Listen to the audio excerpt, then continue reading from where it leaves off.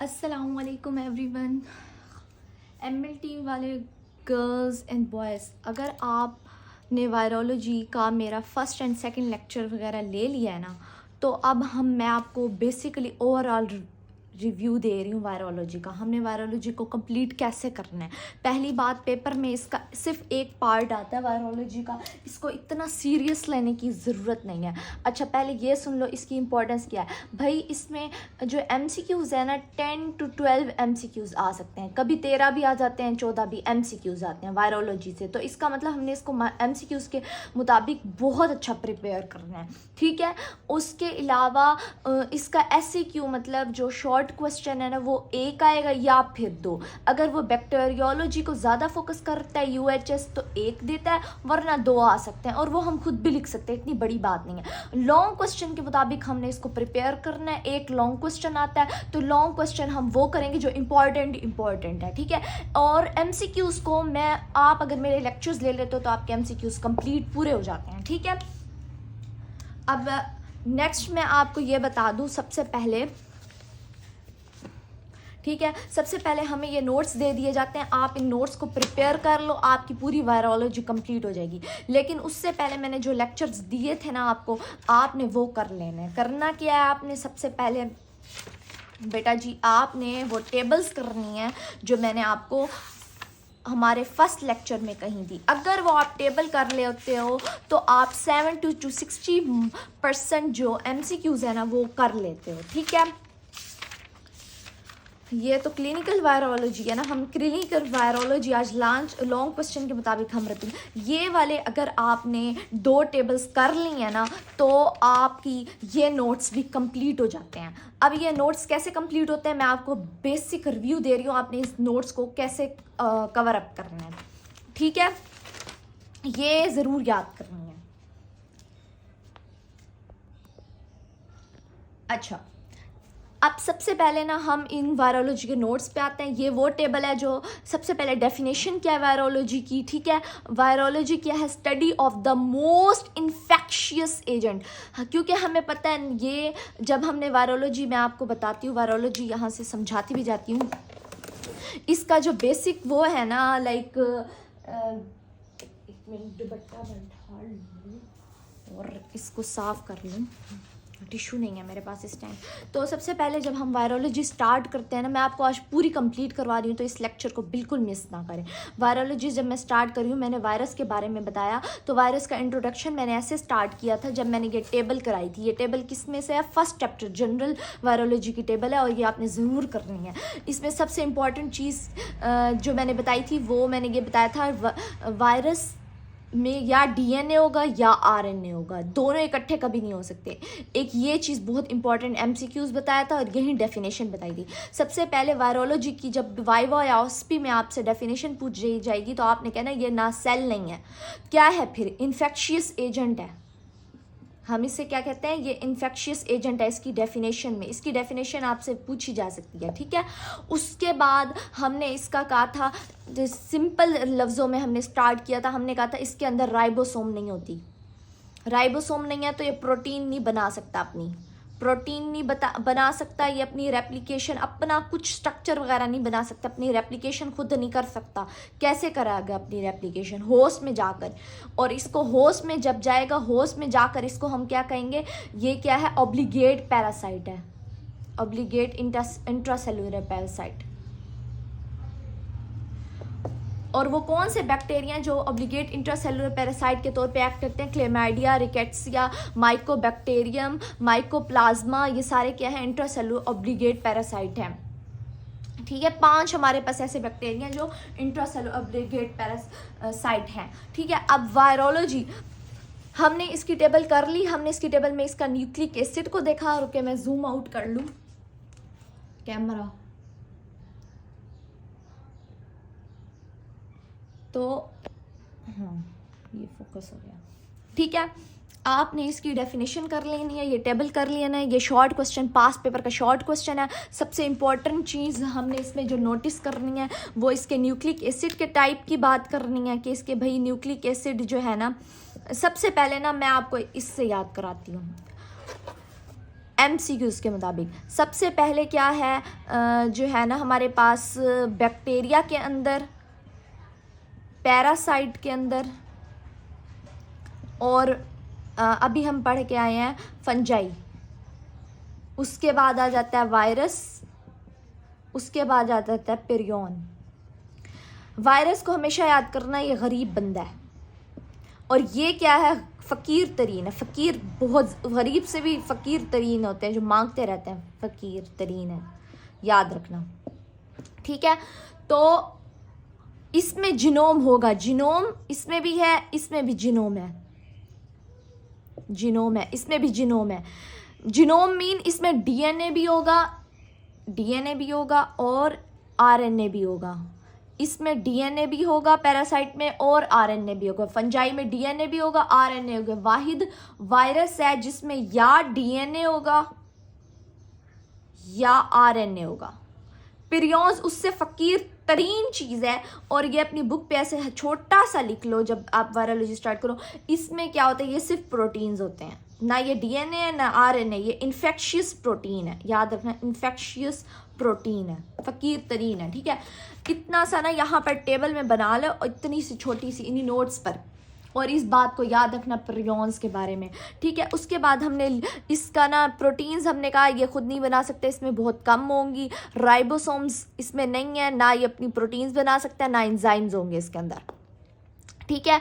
और इसकी 3 इंपॉर्टेंट है जो आपने बेसिकली याद रखना है। न्यूक्लिक एसिड डीएनए होगा या आरएनए होगा, जो पास पेपर में बड़ा MCQs और OSPI में आपसे पूछा जा सकता है, ठीक है। उसके बाद आपने देखना है कि इसका इन्वेलप किस चीज़ पे बना हुआ है। कुछ इन्वेलप्ड होते हैं, कुछ नॉन इन्वेलप्ड होते हैं। जब मैंने आपको ये टेबल याद कराई थी तो मैंने कहा था इस टेबल को ही देखो, पहले 4 क्या इन्वेलप्ड हैं, सॉरी पहले 4 में इन्वेलप नहीं है और बाकी 3 में इन्वेलप है। बिल्कुल ऐसे ही आरएनए वायरसेस में है, और मैं आपको बताऊंगी पहले 4 में इन्वेलप नहीं है, बाकी सब में इन्वेलप है। ये MCQs आते हैं कौन सा इन्वेलप है, कौन सा नॉन इन्वेलप है। और मैंने आपको रेप्लिकेशन वाले चैप्टर में याद कराया था, जो जिसमें इन्वेलप है ना, जब वो वायरसेस से निकलता है तो वो बडिंग के थ्रू निकलता है। ये बात भी मैंने आपको MCQs में बताई हुई है, ठीक है।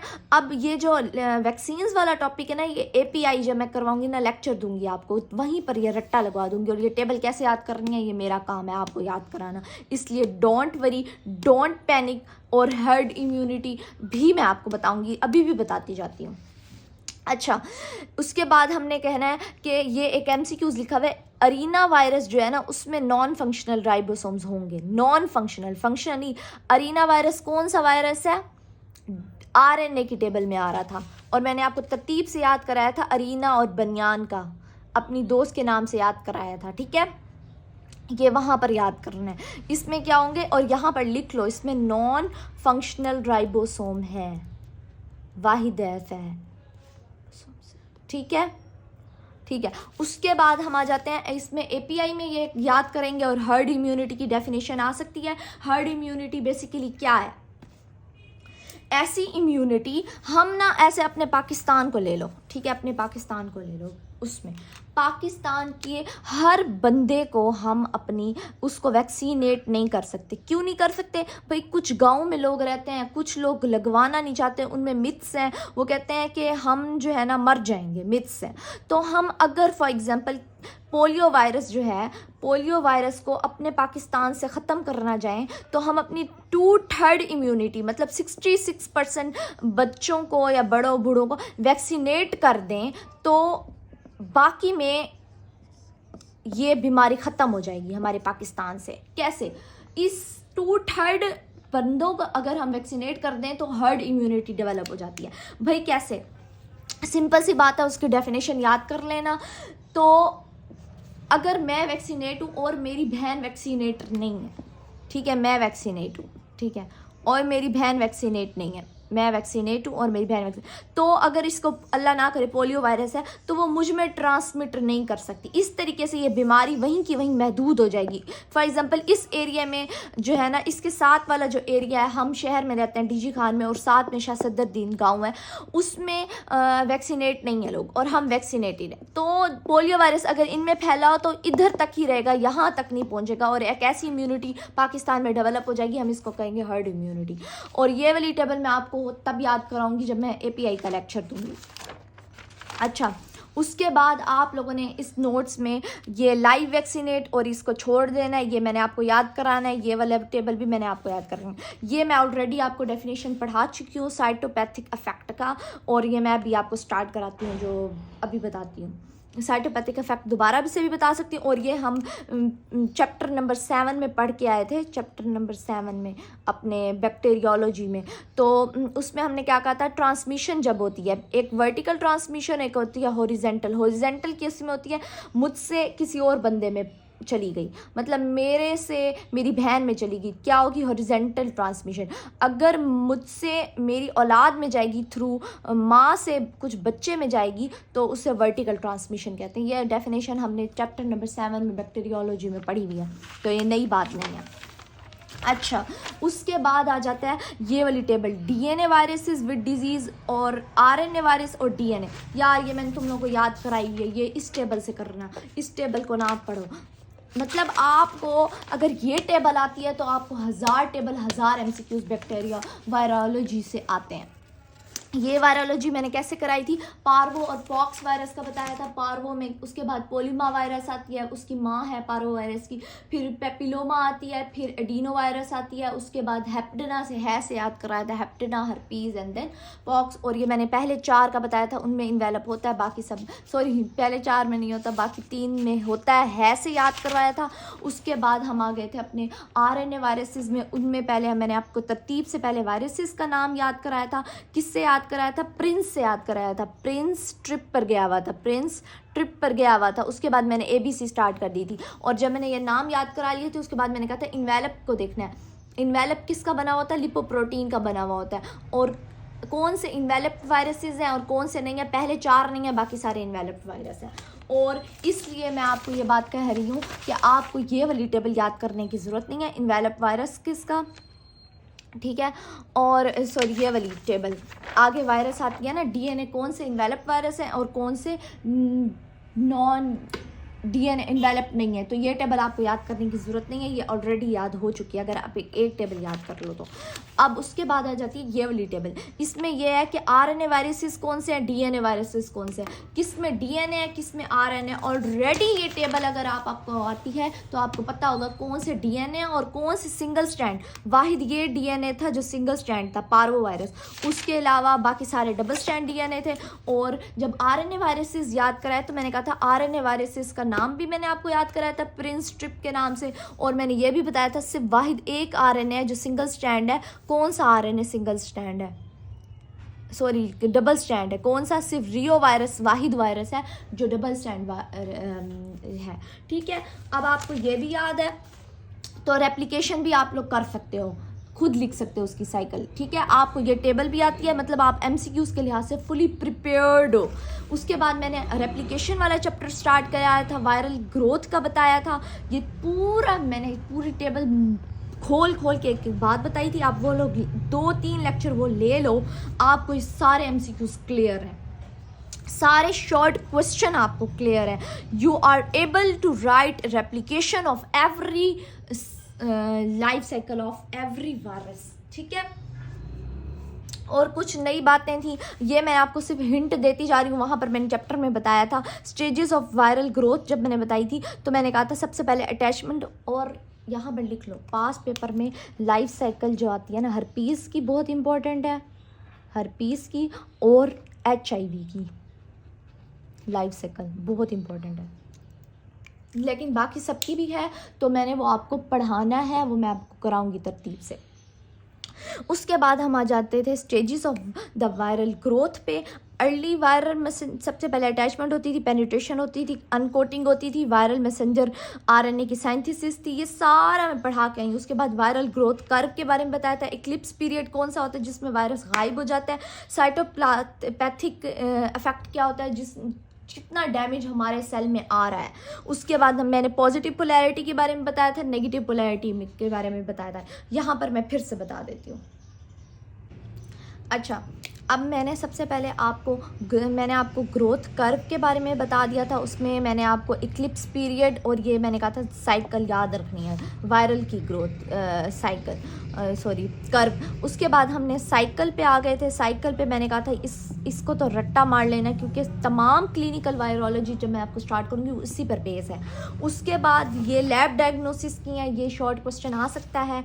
उसके बाद पॉजिटिव पोलैरिटी और नेगेटिव पोलैरिटी का बताया था। पॉजिटिव सेंस भी कहते हैं इसको, नेगेटिव सेंस भी कहते हैं, और इसकी 4 टाइप्स होती हैं। और पॉजिटिव पोलैरिटी के बारे में ये कहा था, जैसे वो वाला आरएनए जो वायरल आरएनए, कौन सा, वो वायरल आरएनए जो एग्जैक्टली सेम हो अपने मैसेंजर आरएनए के, जब वो मैसेंजर आरएनए बताता है, और इसको पॉजिटिव कहेंगे। और नेगेटिव वो होगा जो ऐसा वायरल आरएनए जो कंप्लीमेंट्री हो। अगर ये नेगेटिव है तो ये पॉजिटिव होगा, ठीक है, कंप्लीमेंट्री हो, उलट हो। अगर ये थायामीन है तो यहाँ हम क्या लगाएंगे, यूरासेल लगा देंगे, मतलब डिफरेंट हो।